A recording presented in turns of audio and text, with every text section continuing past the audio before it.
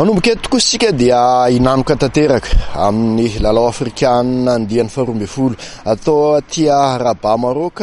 Hofitinanao ao anatin'ny minitra maromaro ireo zava-nitranga nandritra ny herinandro voalohany ity andiany faharoa ambin'ny folo ny lalao afrikanina atao atia Rabat Maroc ity. Isantarana an'izany ny fanokafana tamin'ny fomba ofisialy. Tamin'ity fanokafana fomba ofisialy ity moa dia nampitolagaga ireo afrikanina tonga nanatrika izany lanonana izany. Ny fomba fitafin'ny malagasy teo ihany koa ny fifananana ho an'ny haiady, nahitana ny taekwondo, ny karate, ny ady totondra, eo ihany koa ny famitinana ny makasika ny taranja tenisy sy ny tenisy ambony latabatra. Ankoatr'izay dia anisan'ny hoe taranja nisogadina tamin'ity herinandro ity ho an'ny andiany faharoa ambin'ny folo ny lalao afrikanina ny taranja basket izay lalaovin'olona telo ary miatrika ny dingany manasa-dalana amin'izao ora ifampiresahantsika izao. Ny ekipa pirenena malagasy lasaky ny 13 taona lehilahy ho an'ny basket lalaovin'olona telo izay mametraka fanamby hibata ny medaly volamena amin'ity fifaninanana afrikanina atao aty Rabat Maroc ity. Etsakilan'izay dia eo ihany koa ny ady ataon'ny ireo mpibata fonjam-bia amin'ny fangalana an'izany medaly voalohany ho an'ny malagasy izany amin'izao fotoana izao dia mandeha ihany koa ny fifaninanana ho an'izay taranja haltérophilie izay fa nisongadina indrindra taty amin'ny ity lalao afrikanina ity ny fandalovan'ny ministry ny tanora sy ny fanatanjahantena malagasy Tinoka Roberto izay nampahery sy napirisika ary nitafatafa tamin'ireo atleta sy mpitatana aty toerana ho amin'ny fampandrosoana ny fanatanjahantena malagasy amin'ny akapobeany. Ary ao finaritra ity fanadihadiana ao anatin'ny minitra maromaro ity mahakasika ny fintina ny herinandro voalohany amin'ny andehan'ny faharoa ambin'ny folo ny lalao afrikanina atao aty Rabat Maroc.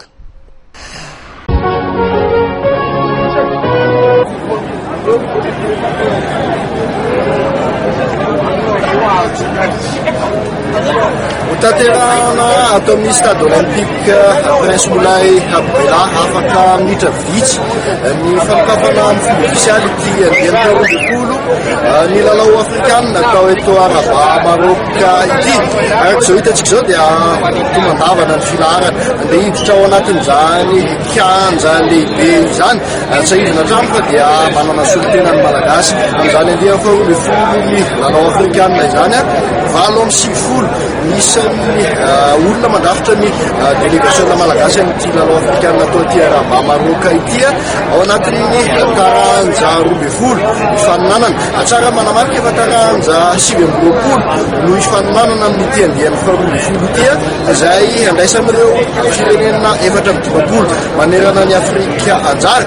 Ao anatin'ny fotoana fohy ao teo dia hiditra ao anatin'ity kianja ity isika andrasana araka izany anahoana ny fety sy ny lanonana ataon'ny Marocanina ao anatin'izany fanokafana ofisialy izay eo ambany fiahin'ny mpanjaka Marocanina Mohamed VI izany. Nampisehoan'ny Marocanina ny fahaiza-manaony eo amin'ny fandraisana vahiny sy fikarakarana lanonana goavana. Ny fanokafana tamin'ny fomba ofisialy ny andehan'ny faharoa ambin'ny folo ny lalao afrikanina natao Malial atao amin'ny stade olympique Prince Moulay Abdella Rabat. Tamin'ny alalan'ny haingo-tsehatra sy jiro maro loko tokoa mantsy no nanatanterahana ity fanokafana ity. Tetsakilan'izay dia nampiseho fiara-mientana sy firaisankina ireo firenena 720 mpandray anjara na dia teo aza ny fahasamihafahana amin'ny fitafy sy ny fomba amam-panao. Niavaka tanteraka kosa ny délégation malagasy tamin'ity fanokafana ity satria dia saika resy lahatra tamin'ny hatsaran'ny fanamiana nanaovany avokoa ireo afrikanina rehetra.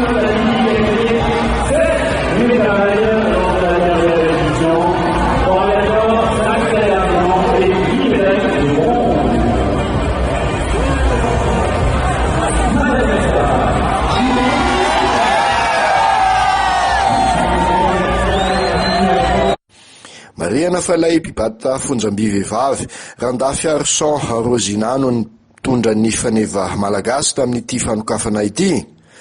Taorin'ny filarana nataon'ireo firenena 13 vahiny dia niavaka tanteraka ny fidiran'ny Marocanina tompo-tanàna tao Akianja izay ahitana atleta sy mpitatana maherin'ny 500. narak'izay dia nisolotena ireo atleta 4 mahery tamin'ny fianianana nataony ilay mpiazakazaka lavitrezaka Marokana Miriam Rababa sy ny mpitsara avy any Ghana amin'ny anarahan'izy ireo ny lalàna feny fifaninanana. Tonga nanome voninahitra manokana ity lanonam-panokafan'ity moa ny Prince Moulay Rashid Ralany mpanjaka Mohamed VI notronon'ireo tompon'andraikitra ambony hafa avy amin'ireo firenena afrikana mpandray anjara. Teo am-pamaranana ny lanonana dia navarina ny rehetra ny afomanga nalefa sy ny fihetsika ny rindra namoahana sary nataon'ireo drone amanjatony.